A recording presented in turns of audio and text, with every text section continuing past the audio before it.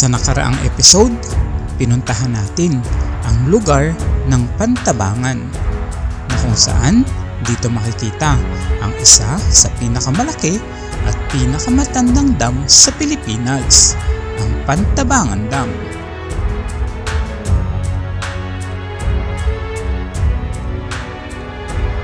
At sa pagpapatuloy ng bidyong ito, pupuntahan natin sa unang pagkakataon ang isang lugar na kung saan ang alon ay buhay at may mga tahimik na kabundukan at may magandang tanawin na nilikha ng kalikasan. Sa lugar na ito, bawat liko ng kalsada ay puno ng kwento at sulit na sulit ang bawat karanasan. Kaya samahan nyo kaming puntahan ang bayan ng Baler.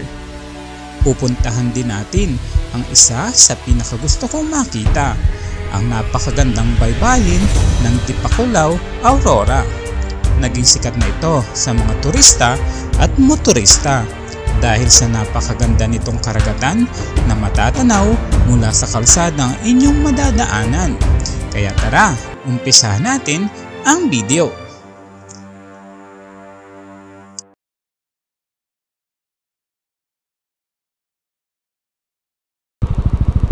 Sa bayan muna tayo, Baler. Doon muna tayo sa Baler? Oo. Doon muna tayo?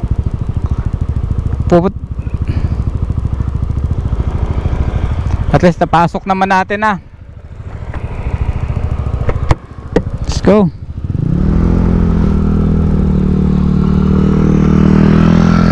Ari ko. Gas-gas na naman.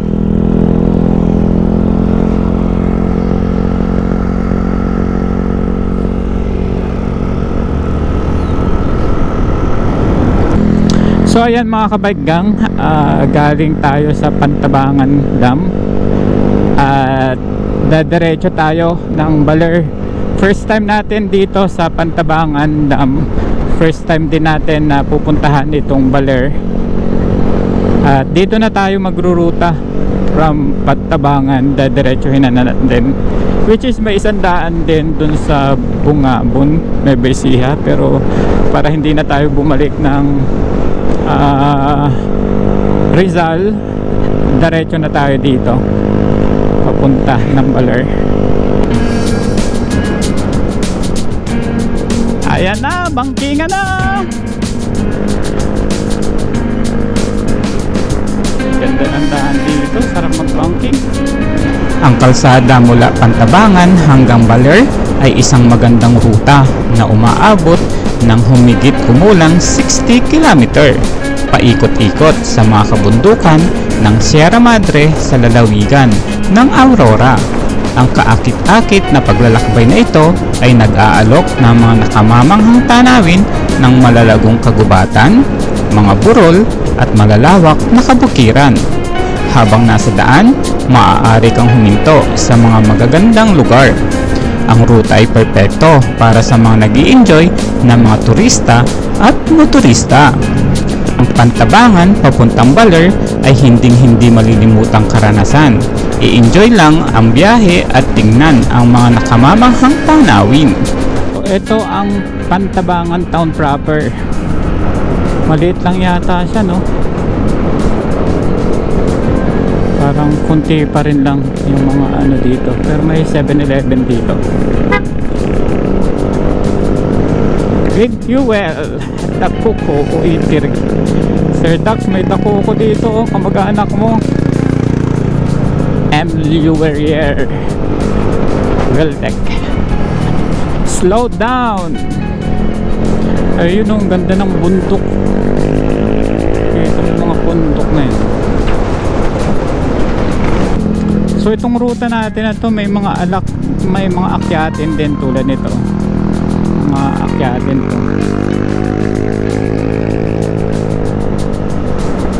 Mga akyatin na kurbadahan.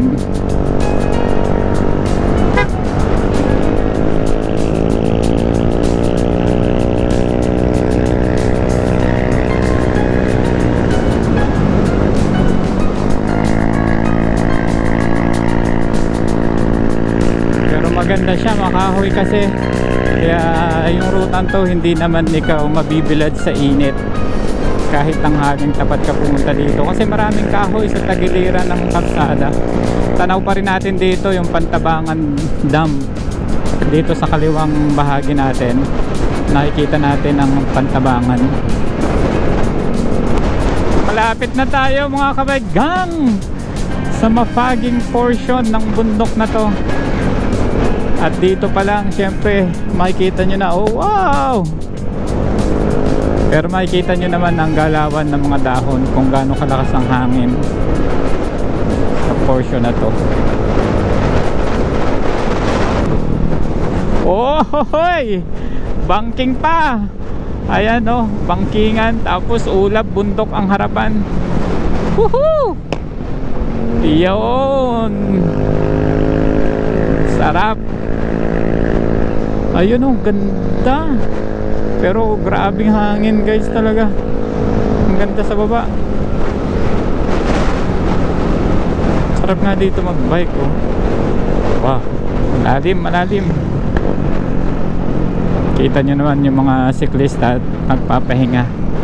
Paahon kasi. Tapos ayun na yung bundok na ating tatagusin. Tatagusin natin yung kabundukan na yan. Tapos pagbaba nyan sa Baler na, hindi natin alam kung dito tayo ruruta pabalik o dun sa kabila sa Bungabong, para iba naman yung ruta natin. Kita nyo naman ang ganda ng view na to. Kung nakikita natin doon sa bandang unahan natin na yun, tas dito bundok, tas doon ulap. Ang ganda. Tas dito sa kanan natin may bundok din. Naipit tayo ng mga bundok, which is ang ganda tingnan. Tapos yung bundok na nasa harap natin, foggy pa. Ayan oh, ang gandang kabundukan yan oh. Woo! Ito makikita nyo kung pupunta kayo ng Baler at dito kayo dadaan sa may Pantabangan. Ganda. Wala kayong problemahin sa kalsada kasi ang kalsada super kinis at kompleto ng guhit. Ang ganda oh. Wow, first time natin sa lugar na to. Ang ganda ng Pilipinas. Kaya hindi tayo magsasawa na hanggat kaya nating mag-ride at umikot sa mga lugar na hindi pa natin nararating, puntahan natin. May mga bahayan dito sa baba. Hindi natin alam kung anong bayan na to. Maliit na bahay, barangay lang siguro. Hiwa-hiwalay din yung mga bahay dito kasi bulubundukin, tapos yung mga lote siguro nila. Ayan oh, tapos yung bundok nya oh, ang ganda. Malaking bagay ang bundok na yan sa mga nakatira dito sa baba, kasi kapag may bagyo, yan ang isa sa mga panangga nila para hindi ganun kalakas yung bagyo na tatama sa kanilang barangay. Saan tayo? Daming tulay-tulay at ilog-ilog dito. Tapos yung ilog nila oh, hindi ganun kalinaw yung tubig na nandyan. Welcome to Aurora. Yun, so andito na tayo mga kabaigang. Aurora na pala to. May nakita tayo dong signboard na welcome Aurora, welcome to Aurora. So simple lang yung kanilang ano dun. Ito, meron ditong Aurora, so picture tayo dito.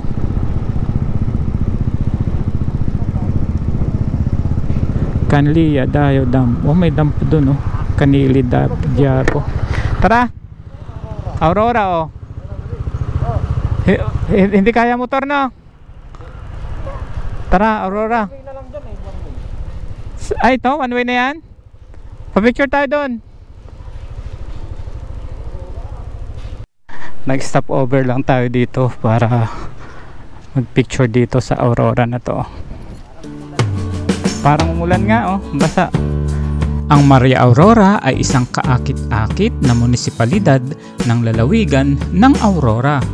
Ang bayang ito ay nagpapakita ng likas na kagandahan at mayamang kultura ng lalawigan.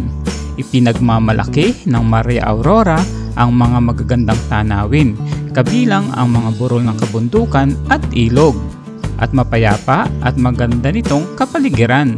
Ang Maria Aurora ay isang perpektong destinasyon para sa mga naghahanap ng nakaka-relax na bakasyon o isang pagkakataon na kumonekta sa kalikasan at lokal na kultura. Let's go! Huminto lang tayo dito sa landmark ng Aurora at nakapasok na tayo ng bayan o lugar ng Aurora. Ayan o.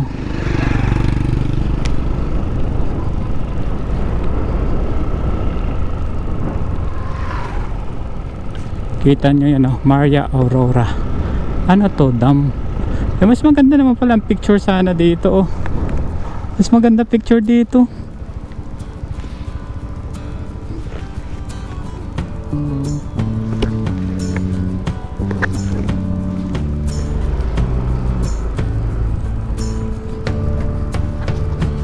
Kita nyo oh, meron dito mga fish pond.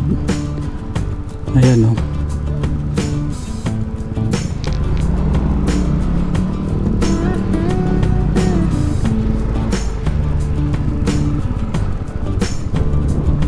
Tapos meron ditong landmark ng Aurora.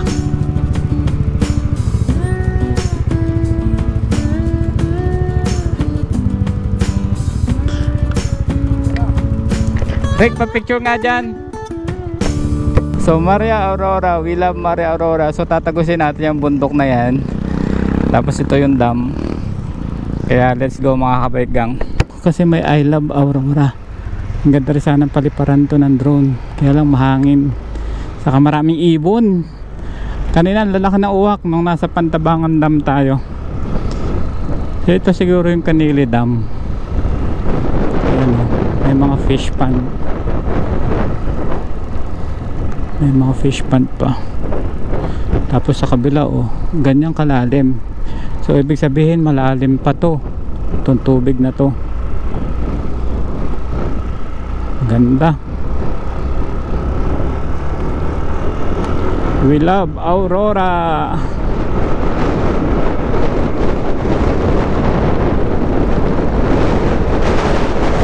Oh, maambon ba?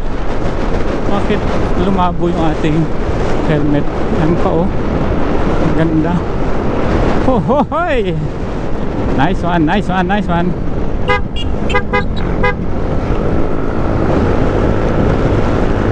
Umuulan dito, gawa ng pag siguro ng ulap na nakikita natin. Ganda. Ganda naman. Ganda. Dami pang kahoy oh. Basa na yung kalsada guys, umulan talaga dito. Buti wala nang ulan nung nandito na tayo. Agi pa din doon sa kabilang bundok oh. Tinatagos natin tong bundok na to para pagbaba natin nasa Aurora. I mean Aurora na to pero sa Baler mismo.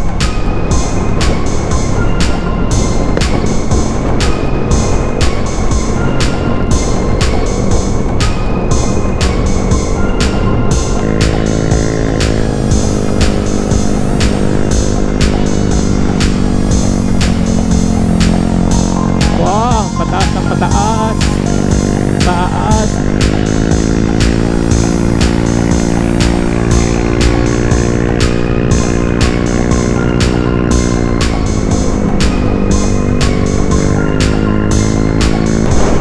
Tuyo lang to. Yan o, kita natin sa kabila yung pupuntahan natin.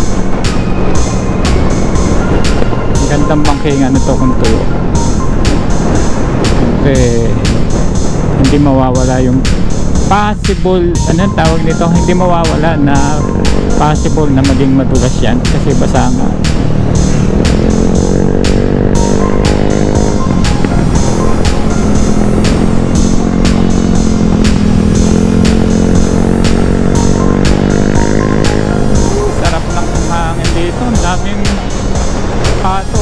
sige. Nasa palayan lang. Tapos dito ang lapad ng palayan, oh. Bandang kanan. Solid, ganda dito. Napakasariwa ng hangin.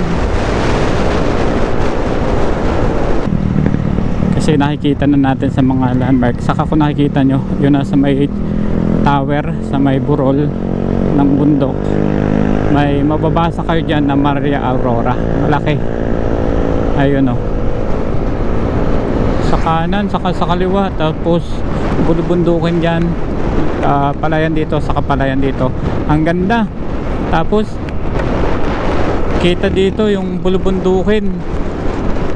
Ang linaw ng ano, ang ganda tingnan. Super ganda.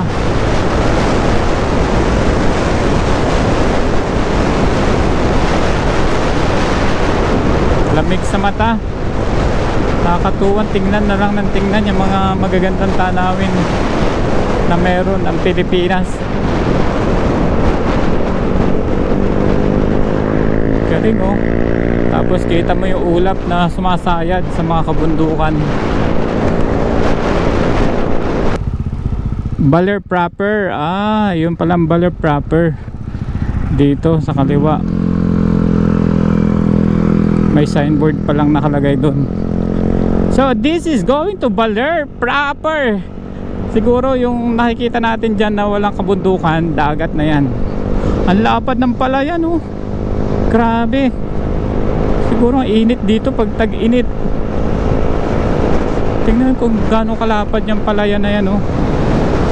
Grabe ang lapad, no.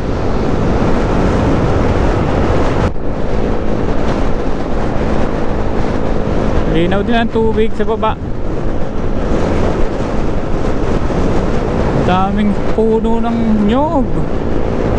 Kung nakikita nyo guys, itong sa may kaliwa natin, ang dami niyang puno ng nyog. Mula dito pati dito sa kaliwa, puro puno ng nyog.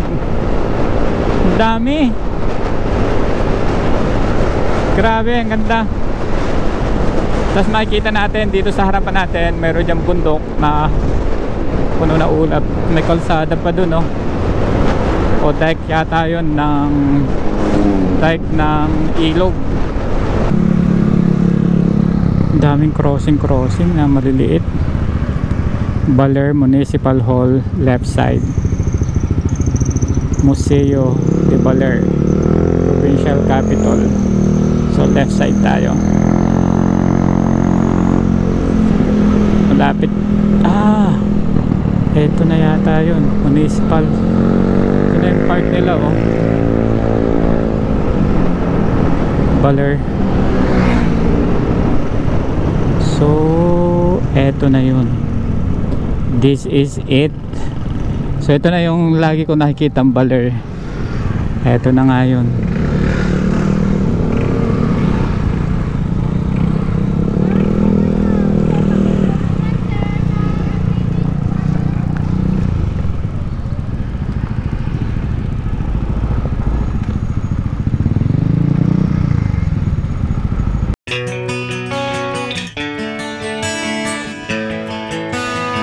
Ito ang Baler. Ang Baler Town proper ay isang kaakit-akit at makasaysayang lugar na nagpapakita ng mayamang kultura at pamana ng bayan.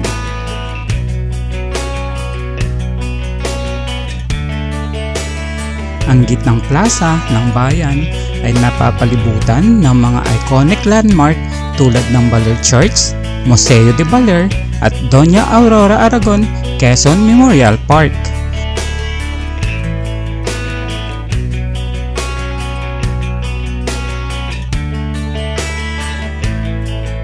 Maaaring maglakad-lakad ang mga bisita sa kahabaan ng mga lansangan na may linya ng mga kakaibang tindahan, cafe at restaurant. Ang tahimik na kapaligiran ng bayan ay ginagawang isang perpektong lugar upang tuklasin ang mga makasaysayang gusali, makulay na pamilihan.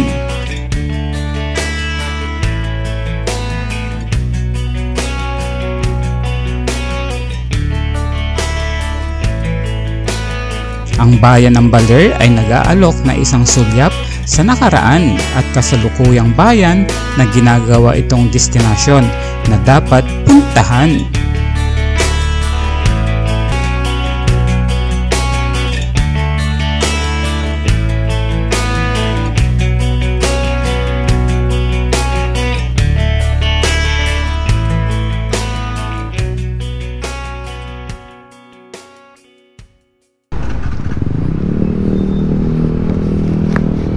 So ayan mga kabaigang, tapos na tayo dito magpa-picture at mag-video sa Baler na landmark. Yan lang yung sinadya natin dito sa gitna. Tapos punta tayo doon sa kakilala namin dito. Pahinga lang tayo doon. And then punta tayo sa beach later para makita rin natin. Ayan o, yung Baler na nakikita dito. Let's go, let's go! Park or Baler Plaza. Ang ganda dun, no? Museo de Baler. So, andun pala yung Museo de Baler. Katatapos lang natin kumain doon sa kakilala natin dito sa Baler. So, shoutout po sa inyo. Maraming salamat po sa masarap na tanghalian. Punta tayo sa Tipakulao Beach at ito ang daan papunta doon galing sa town proper ng Baler at meron siyang 8 km pa na layo. Bridge work ahead. So andito tayo Barangay Ipil. Grabe mga kurbahan dito, eskwalado. Ayan o. Tapos eskwala na naman sa dulo. Grabe.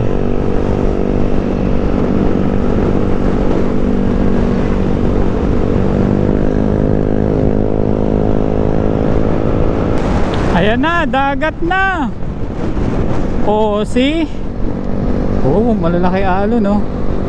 Tapos dito hindi siya buhangin kasi ilog itong kabila, dagat ito. Ganda ng kulay ng dagat, ah. Nakakainggan yung maligo, guys. Let's go, let's go. Wow, eto na, eto na. Aha,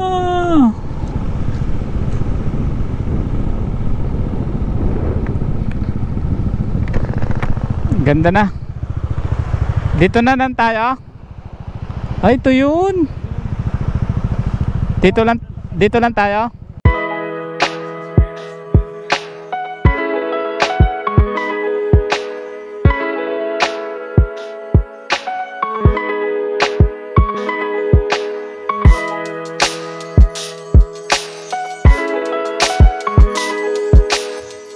Ito ang Amper Beach. Ang Amper Beach sa Tipakulao, Aurora ay isang lugar na malapit sa coastal area ng bayan. Kilala ang Tipakulao sa mga magagandang beach, magagandang tanawin at tahimik na kapaligiran.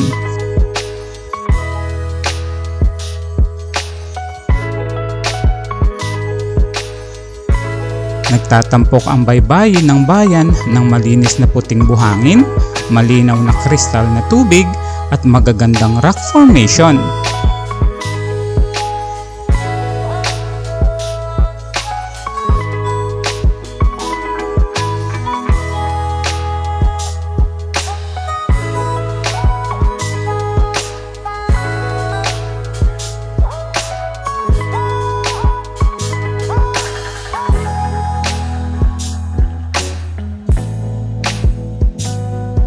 Masisiyahan ang mga bisita sa paglangoy, sa magandang paglubog ng araw at pagre-relax sa dalampasigan.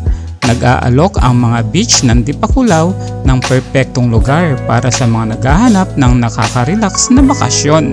Kung nagpaplano kang bumisita sa Amper Beach ng Tipakulao, maaasahan mong mararanasan ang natural na kagandahan ng bayan.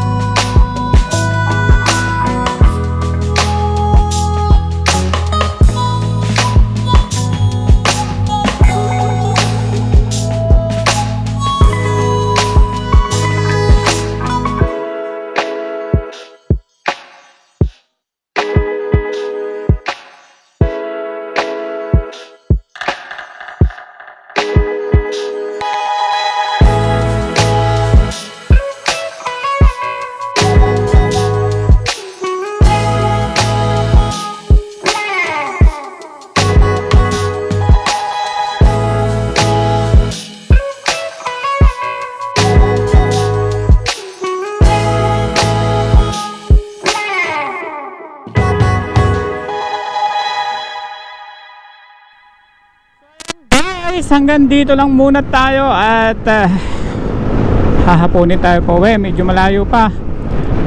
So yung mga ibang pasyalan dito sa Baler na hindi pa natin napuntahan, iikutin natin yan next time na pagbabalik natin dito.